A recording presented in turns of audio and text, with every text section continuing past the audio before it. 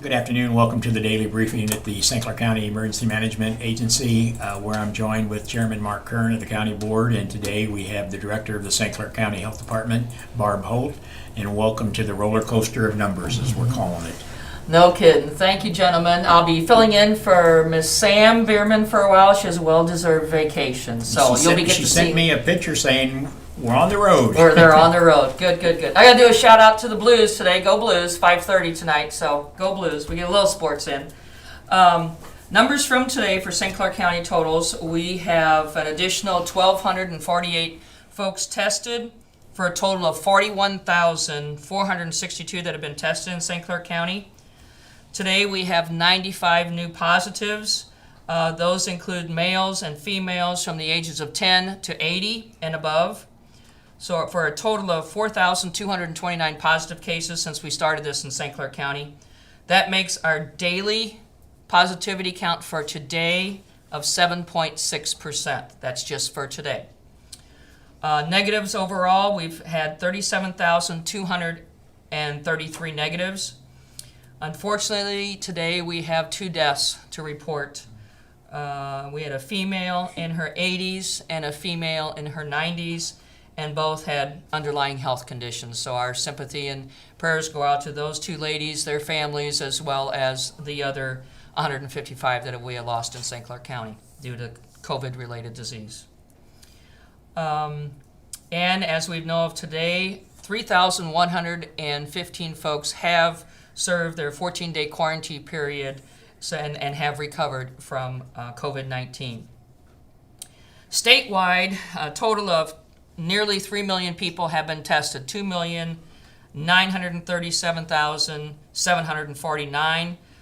Today we had an increase of 1,953 positive cases in the state of Illinois, and unfortunately 21 additional deaths in the state of Illinois. That's for today.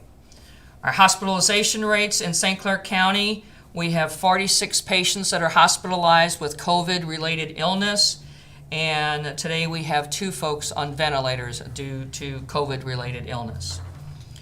As far as congregate settings, we have 1 additional case at the Caseyville Nursing Home, as well, and unfortunately 2 deaths were reported at Cedar Ridge in Lebanon. And again, our sympathy goes to those families. Other news, again, a lot of information. We're working with the state, our local regional office of education, as well as our schools and superintendents on guidelines for school opening. We are awaiting guidelines from the state of Illinois and the Illinois State Board of Education for guidelines as to what kind of metrics we can use based upon our each county's positivity rate and testing rate. So we hope to have that in our hands today or tomorrow to help the schools and school districts determine which way they need to go. So more information following that. Again, we can't say it enough how important these masks are to help prevent the spread of disease. That's what we can do right now. We don't have a crystal ball. We don't have a vaccine. We don't have a magic pill to get rid of COVID. But what we can do is wear our masks, do that social distancing of 6 foot, and make sure we wash our hands. One of the things we're doing was throughout the county, the mayors, ourselves as far as food sanitation permit, that we're sending out have sent out notices to all the food service facilities stating that if they have any activity that creates an imminent public health hazard, we may pull your permit. And that includes wearing masks. That's a scientific known way that you can prevent disease. So we will be giving notice to that, warning letters, and if the continued violations, we may be pulling your food permit. So we're trying to educate the public and make sure everyone's safe, from the employees, the employers, your folks that are in the general business area. Please, everyone, wear your masks. And finally, on testing, today we had testing out this morning at Fayetteville and this afternoon at Freeburg, and I just heard from staff we were packed. We don't know the exact numbers, but it was very, very busy. We will have more test sites coming up. Please watch for here on the EMA site as well as the health department site for the next clinics that are available in our area. But every day the Jackie Joyner Kersey Center is available, as well as other sites around St. Clair County that are available.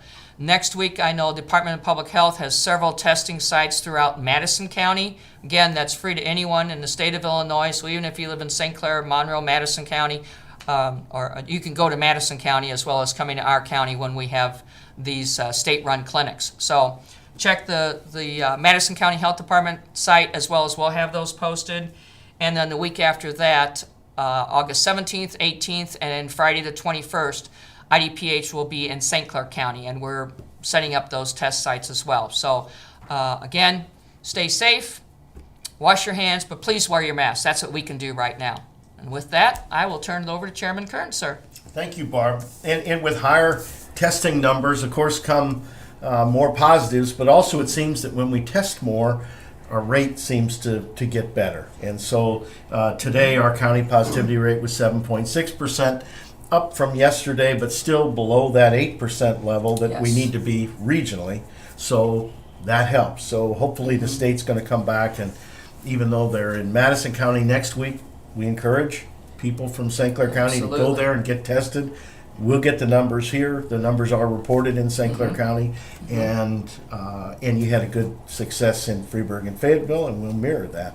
Very good, absolutely, and encourage again, not only those sites, but there's several sites around the county, so please get tested. Great. Thank you, Barb. You bet. So I was out and about a little bit yesterday, and I've noticed that gloves and masks are ending up on the ground in parking lots outside of retail establishments in the streets. Let's remember that somebody has to pick that up, and that is an additional danger and spread of germs. So when you're wearing those masks, when you're wearing the gloves, take them with you, put them inside a trash bag or whatever receptacle you have, place them in a receptacle that's provided at the store when you go out. It's a much better thing. It's a much safer thing to do. It's great that you're wearing the masks, and it's great that you're wearing the gloves, but the final step is then disposing of them properly. Or wear a washable mask, and then you're encouraged to take that home and put it in the washing machine. So at this time, we'll enter the zip code report for today.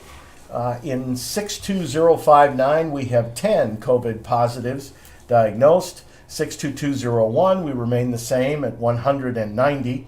62203, we went up by 2 to 155. 62204 stays the same at 116. 62205 went up by 6 today to 158. 62206 goes up by 3 to 353. 62207 goes up by 2 to 204. 62208 goes up by 11 today to 274. 62220 goes up by 10 to 347. 62221 goes up by 6 to 372. 62223 goes up by 8 to 193. 62225 stays the same at 17. 62226 goes up by 13 today to 433. 62232 stays the same at 89. 62239 goes up by 3 today to 51. 62240 goes up by 1 to 16. 62243 goes up by 3 to 30. 62254 goes up by 1 to 128. 62255 stays the same again at 13. 62257 stays the same also at 22. 62258 goes up by 3 to 69. 62260 goes up by 7 to 62. 62264 goes up by 1 to 69. 62269 goes up by 9 to 303. And 62285 goes up by 1 today to 39. So schools and what's happening in the fall with our children, with our kids, is ever changing, and that's why it's important that we've had representatives that Susan Sarfati has helped us to acquire to come on the show and talk about what's going on in their particular schools. Today, we're lucky we got Arnett Harvey here. He's the superintendent of Cahokia School District 187. Arnett, how are you? Well, doing fine, doing fine. That's good to hear. So you've surveyed your parents, and you pretty well heard an overwhelming response that your parents wanted it one way, and tell us what that is. As we surveyed our parents as the COVID numbers continue to change in the community, overwhelmingly our survey came back initially at 70%. And over the time of the last month or so, the numbers have climbed. We're about 80% of our parents now requesting remote services for students. So they want the kids to learn from home for a period of time, and this might be the whole semester, you think? I'm thinking so. As we've looked at the numbers and recognized what's happening in our immediate area of our school locations, those numbers have constantly gone up. And we're hoping that at some point it levels off and hopefully starts to drop. But right now, that concern for what's happening with our young students and within the community is of utmost, and also to take care of our employees as well. So let's dig into what remote learning is. So in the spring, you only had a weekend to build a whole online curriculum.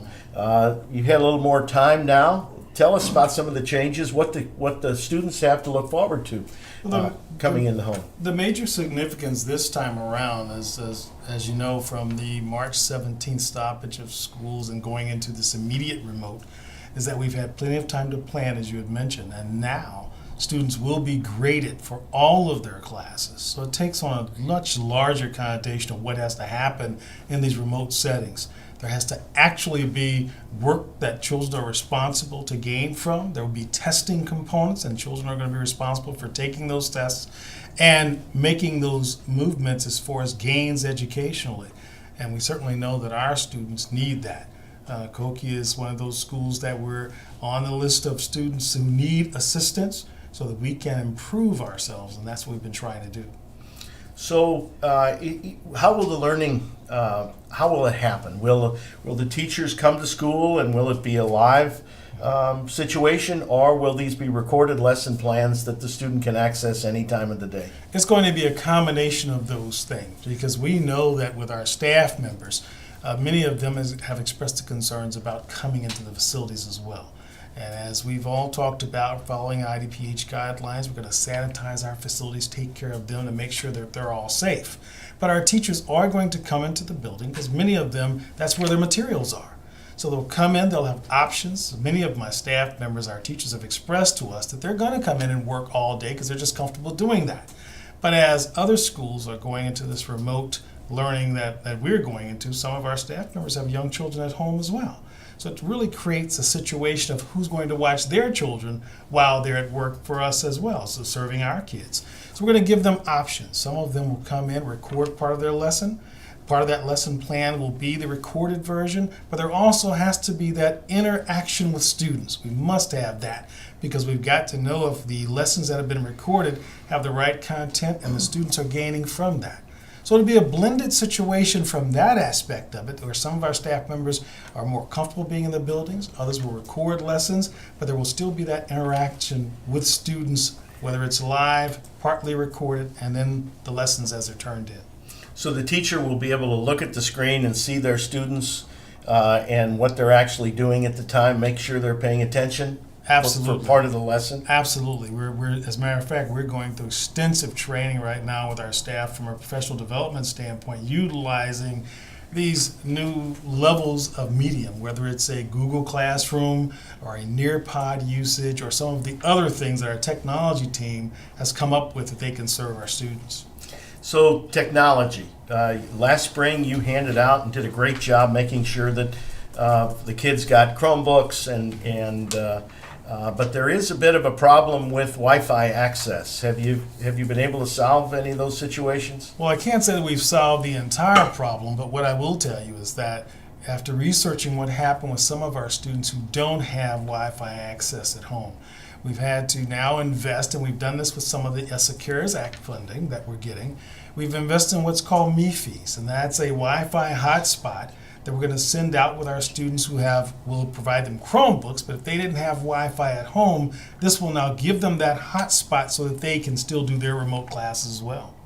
And every child really is going to get their own their own tablet or pad to work with, right? Because in some cases last semester or in certain school district, I think they had shared units, but now it's pretty essential with homework and with grades and everything being enforced that every student has their own Chromebook, I would think. Absolutely. Once again, you're right on point. We've had to make sure that all of our students have access to the tablets and so forth so they can do their work consistently.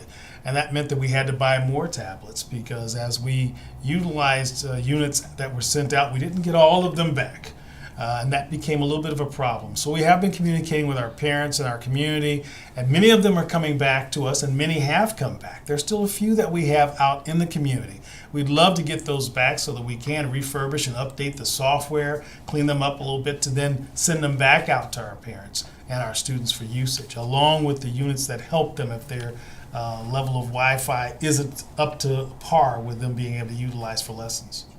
What about if a student maybe didn't catch everything last in the spring? Are there any opportunities for tutoring, for a little bit of makeup class just to get everybody up to the same level? And this becomes a little bit of a touchy subject for all the educators because in last year's environment, as we closed out, there was that pass or incomplete situation. Unfortunately for us, we had several students who passed, but we had some students who did end up getting it incomplete.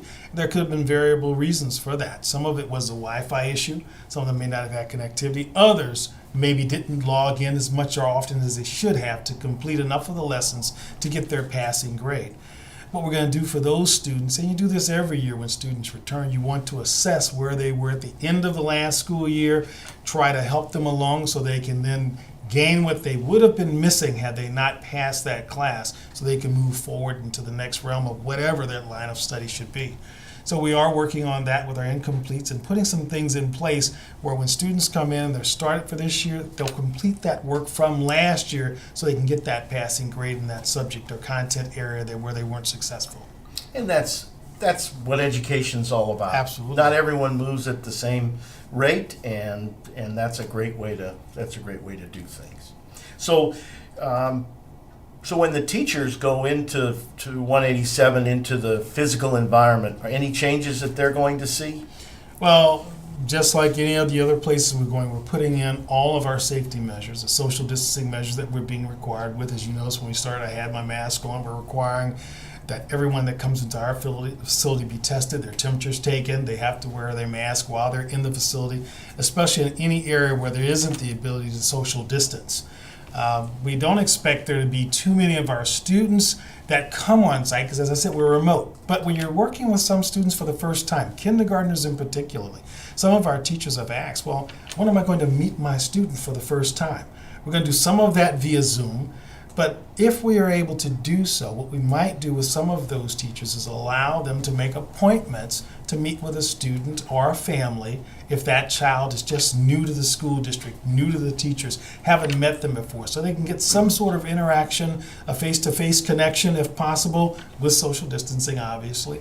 But then if they can't do that, we'll do it via Zoom, because when you have a kindergartner who comes in to that classroom for the first time, that's a strange experience for them to begin with, and you're doing it from a distance standpoint. It's a very difficult situation to get some continuity in. I cannot imagine. Teachers are mentors, and it's really a personal connection that aids in the education. Pretty hard to make that connection when you're looking at a screen. Absolutely, absolutely. So, extracurricular activity, any ideas in general on what's going to happen? Well, that's one of our tough spots as well, because obviously if we're social distancing, we're doing remote, we won't be on the campus. Now there's some clubs or activities that students engage in that we could probably do with some level of social distancing too, utilizing our Zoom classroom or other connections so that those students could still participate depending on what that activity is. There are others, though, that may require a lot more, if you will, physical input and closeness of activity, which we may not be able to do We're looking at some of our, across the state, our athletic programs, for instance, looking at it that way. But many of our other club activities, whether it's a Future Business Leaders of America or something of that nature, they could still meet and do some of their things in their various projects without having to come together in a room. Or if they do have to ever get the opportunity to come together when we get back in school, do that with social distancing in mind. How about the food program? Are your school hours going to be virtually the same as they were? School Prior? hours will be shortened a little bit, but tied back to the state's guideline. We have to have 5 hours of active education. And that can be a combination of things that teachers and students are working on together, or student adapted training and hours of instruction and just studying after that. But we are going to be doing some other things in the community as well. We've got our 21st Century program, which is after school. We're going to adapt that to a Zoom version too, so the students will still get some of that enrichment activity and tutorial services after their normal school day. We're still designing what some of that is going to look like. Our children also register for that. There's a separate registration from the general school registration into our 21st Century program. And you had asked about our food service program. By our school district being a CEP program, which means we serve all of our students because of our socioeconomic condition, all of our students will still receive their lunches. We're going to utilize and repurpose, if you will, our transportation department so that we will work in conjunction with our food service department and deliver meals out into the community. We may have a couple of areas if we have students that are able to walk to a kitchen. We're still deciding that because we're concerned about the social distancing component of that.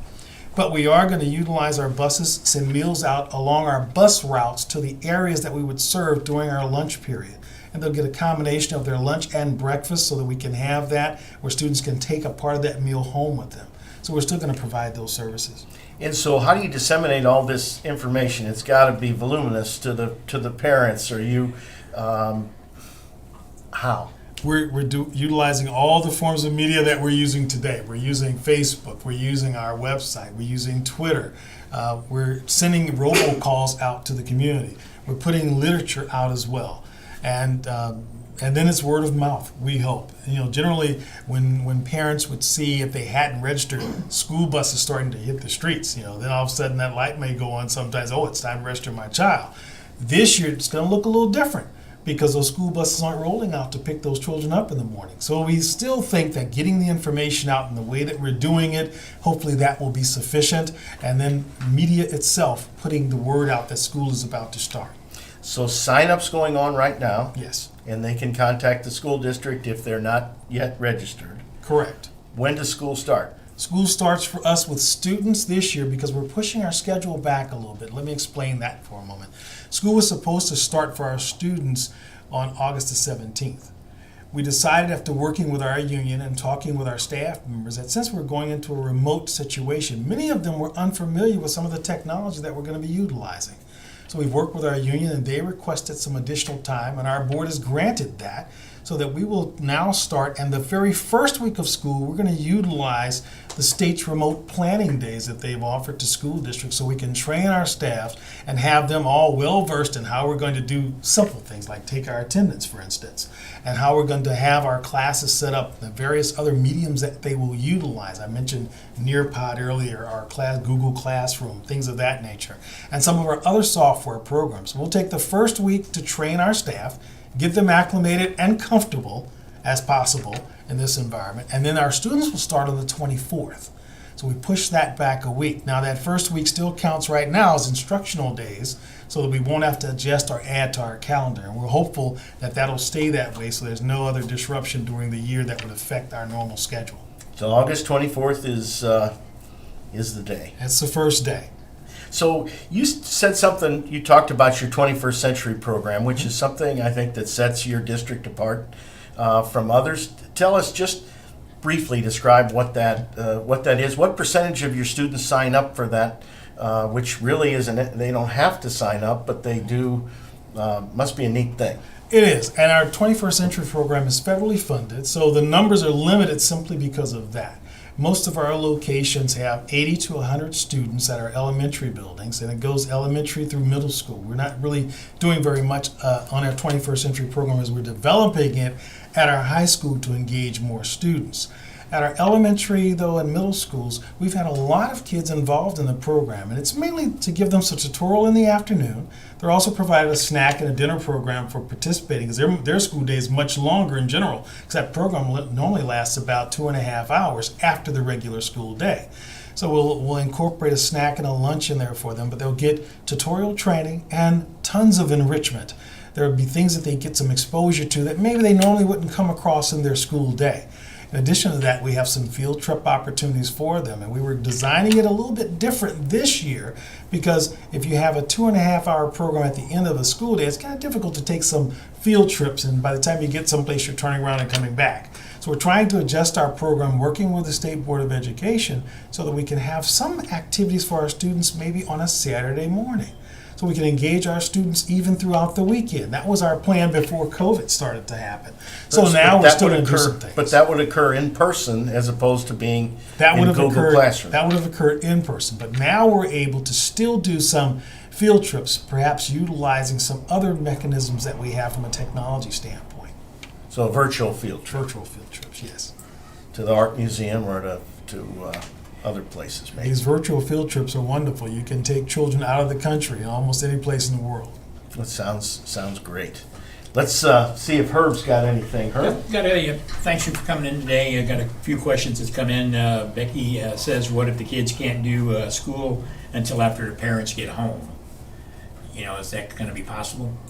Well, when we're taping our lessons, the idea that we think, even though COVID's been very difficult for all of us to grapple with, we've also looked at this and thought there'll be some gains that'll come out of this.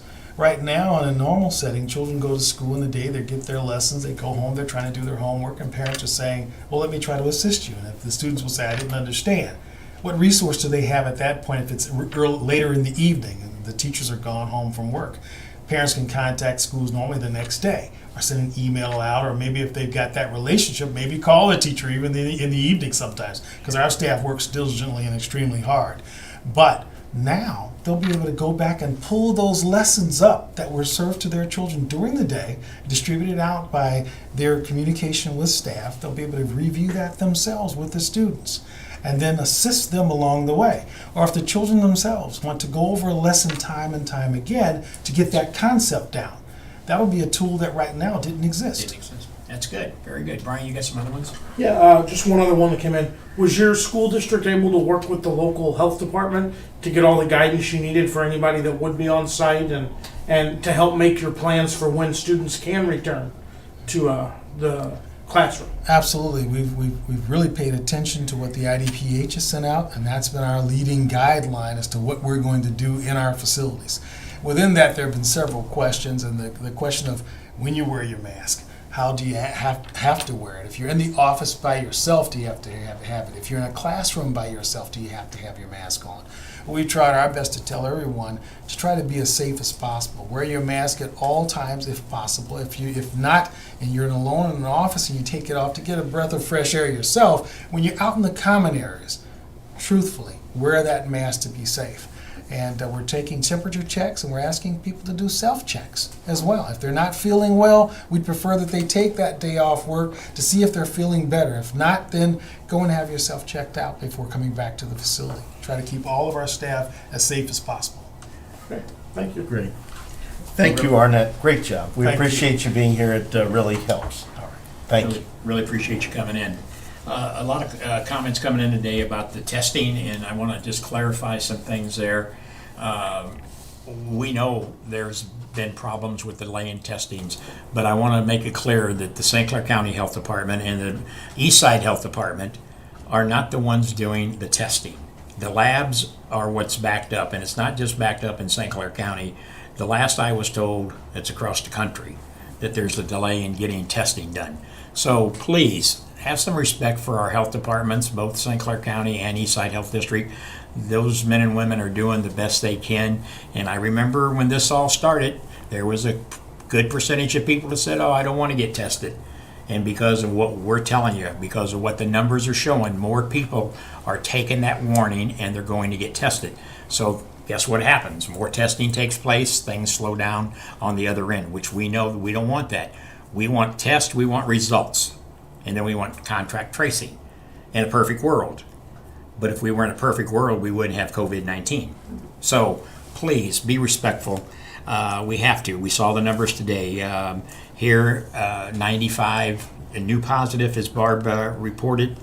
Unfortunately, I mentioned yesterday we didn't want to add any more of those numbers into the death columns, but 2 more today, 2 more of our county residents, a total of 157. For those of you who continue to say and think that it's the flu, it's the cold, we can preach to you until the cows come home, and I've come to learn they're not going to change their mind. But there are good, sensible people out there that are taking the warning. They're wearing their masks, they're washing their hands, and they're practicing social distancing. I see it more and more today. We saw people out with masks on.